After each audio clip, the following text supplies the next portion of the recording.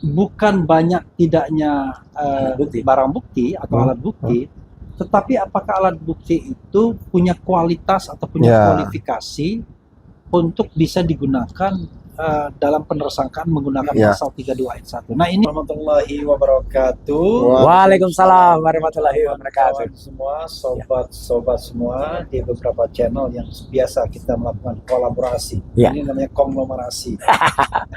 Kolaborasi itu dari hulu dan hilir. Kita jumpa lagi untuk membahas hal-hal yang perlu dibahas. Nah, yang perlu dibahas itu antara lain tentu pra-peradilan.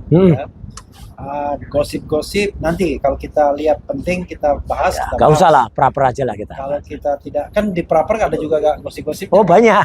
Contohnya bisa bahwa pra-per itu untuk mekanisme RJ kan itu kan. Nah itu gosip itu ngaco itu. Itu pun kita harus bahas juga, ya.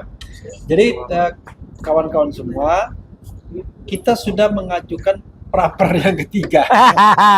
Ini bocoran banget ini, clear. Pra-per kedua nanti nunggu putusan hari Senin. Hari Senin. Nah, ini pra-per ketiga kita sudah ajukan, jangan-jangan Jumat depan, ya, bukan Jumat ini, udah sidang lagi kita. Iya, betul. Tapi memang pra-per ketiga itu penting karena terkait dengan ganti rugi. Persis. Jadi kan sejak dinyatakan bahwa penggeledahan, penangkapan dan penahanan itu melanggar tidak sah, maka ada standing, ya. Ada legal standing untuk meminta ganti rugi. Nah, berapa ganti ruginya ya harus kita hitung secara detail dan dalam tempo yang sesingkat-singkatnya. Ya. Nah, tapi saya ingin merefresh ingatan kita mengenai pra-peradilan kita yang sudah kita jalani. Pertama adalah pra-peradilan mengenai sah tidaknya penggeledahan, penangkapan dan penahanan. Hasilnya adalah dinyatakan tidak sah. Betul. Permohonan kita dikabulkan. Kalau dikatakan sebagian ya tentu saja teknis kan. Karena yang diminta itu bukan 3 saja tapi beberapa item. Jadi beberapa di antaranya tidak dikabulkan bukan karena tidak terbukti, tetapi lebih secara teknis hukum itu tidak mungkin dikabulkan. Kira-kira begitu. Harus ada forumnya tersendiri untuk memintanya, seperti rehabilitasi. Itu kan nggak bisa jadi satu di situ. Tidak bisa jadi satu. Yang kedua adalah kita khusus mempermasalahkan dijadikannya pasal 32 ayat 1 Undang-Undang Nomor 11 Tahun 2008 tentang informasi dan transaksi elektronik atau Undang-Undang ITE. Sekali lagi Undang-Undang ITE bukan ITE. ITE, Informasi dan Transaksi Elektronik itu bahasa Indonesia. Bahasa Indonesia soalnya. Bukan teknologi atau information and technology, bukan, tapi ITE, Undang-Undang ITE yang memberikan ancaman hukuman sampai 8 tahun penjara. Nah, kita meminta termohon dapat menunjukkan kepada kita bahwa memang ada minimal 2 alat bukti yang memadai, yang berkualitas agar pasal ini dapat digunakan. Kita tidak menguji pokok perkaranya atau menguji benar tidaknya tindakan itu, tetapi kita hanya mengatakan itu entry kepada kasus ini, maka Anda harus berbekal apakah itu alat bukti surat, alat bukti saksi, atau alat bukti ahli, keterangan ahli yang tentu saja keterangannya atau buktinya relevan dengan pasal 32 ayat 1. Sekali lagi, kita tidak bicara benar dan tidaknya, tapi relevan atau punya kualitas. Karena ahli bilang, nggak ada kata relevan dan lain sebagainya. Iyalah, kualitas. Ya kan? Enggak, pokoknya 2 alat bukti.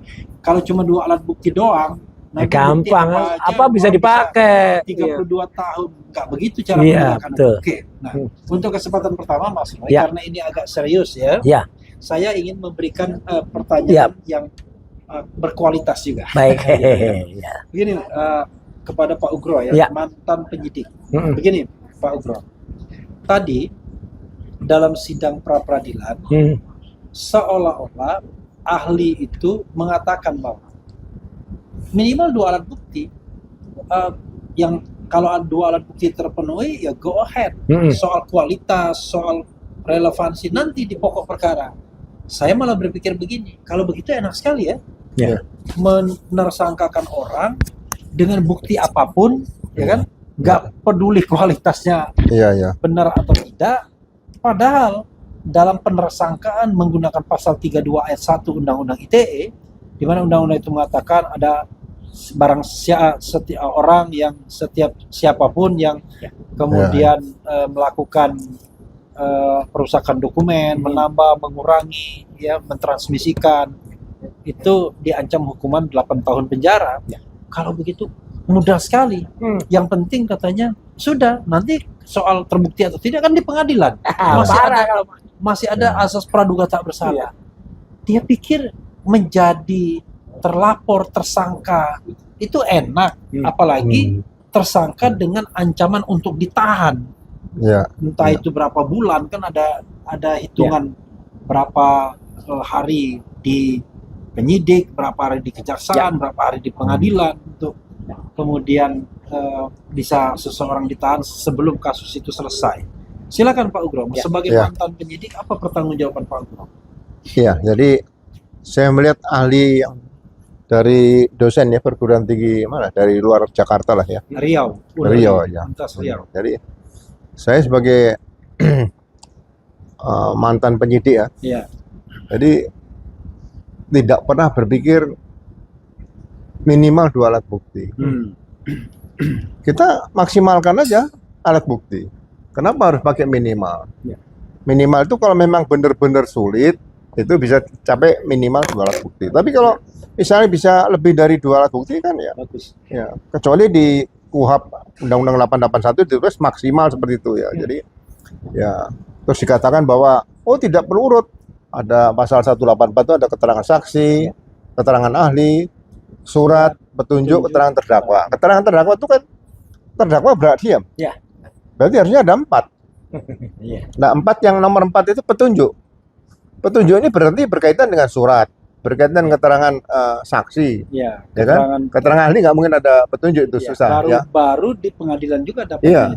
Makanya jadi jangan sampai ahli ini melakukan penyesatan pengetahuan seperti itu, sehingga nanti akan dipedomani oleh para penyidik atau penuntut umum nanti di seluruh Indonesia. Jadi sekali lagi mudah-mudahan ya arti dari mengenai minimal 2 alat bukti itu jangan diartikan sekali lagi cukup 2 alat bukti. Ya, seperti itu. Jadi minimal itu berarti kalau bisa ya diusahakan lebih dari seperti itu. Ya. Jadi sangat sedikit sekali tadi katakan Mas Refli bahwa kalau misalnya seseorang dijadikan tersangka cukup dengan keterangan saksi dan keterangan ahli saja. Berapa orang akan masuk penjara seperti itu lagi? Itu saja. Tapi yang kita persoalkan adalah bukan banyak tidaknya barang bukti atau alat bukti, tetapi apakah alat bukti itu punya kualitas atau punya kualifikasi untuk bisa digunakan dalam penersangkaan menggunakan pasal 32 ayat 1. Nah, ini yang tadi tidak dijawab dia, apakah itu punya kualitas atau tidak. Kita tidak bicara apakah perbuatan Mas Roy terbukti atau tidak, tapi kualitas alat buktinya dulu. Contoh gini, Mas. Saya perbandingan waktu terjadi perampokan Bank CIMB di Medan. Nah, saya diskusi sama seluruh anggota waktu itu, saya tanyakan, kalau pelaku benar-benar bisa kita temukan, ya, kemudian ditetapkan tersangka, alat bukti apa yang bisa meyakinkan hakim bahwa dia pelakunya? Nah, itu pertanyaannya. Jadi kalau saksi yang melihat di TKP tempat kejadian perkara tidak ada karena semuanya stres, ya kan? Kemudian sepeda motor nomornya juga dipalsu. Kemudian wajahnya mereka tertutup semua. CCTV tidak ada. Ya. Anggota BRIMOB mati 1. Ya. Kemudian senjata M16 milik anggota BRIMOB yang mereka tembak mati dibawa kabur senjatanya. Nah, jadi kita sepakat apabila tertangkap pelaku ini tidak mungkin alat buktinya itu adalah uang yang mereka bawa dari bank. Karena uang udah habis, uang seri dari makan nggak kelihatan. Nah, Tapi adalah satu-satunya alat bukti yang kuat adalah senjata api M16 milik anggota BRIMOB yang mereka bawa. Itu satu. Yang kedua, karena saksi dari luar tidak ada, nah kita gunakan saksi mahkota nanti di antara mereka. Kan itu kebetulan pelakunya ada yang kita tangkap pada 8. Nah, di antara mereka nanti saling bersaksi untuk menunjukkan menunjuk kawannya sendiri sebagai tersangka seperti itu. Jadi sekali lagi juga ekstra hati-hati seperti itu, tidak semudah kata orang cukup 2 alat bukti seperti itu. Itu pengalaman, Mas. Seperti itu. Ya, karena kita tahu bahwa ini adalah hukum pidana ya, yang dicari atau dikejar adalah kebenaran material, bukan kebenaran formil. Apalagi ancaman hukumnya 8 tahun penjara. Nah, yang kita tidak puas dari persidangan tadi adalah pihak termohon dalam hal ini penyidik Polda Metro Jaya itu tidak menghadirkan saksi, tidak menghadirkan ahli yang bisa menerangkan bahwa sudah terjadi peristiwanya benar atau tidak itu soal lain. Sudah terjadi peristiwa sebagaimana disebut dalam pasal 32 ayat 1 tersebut.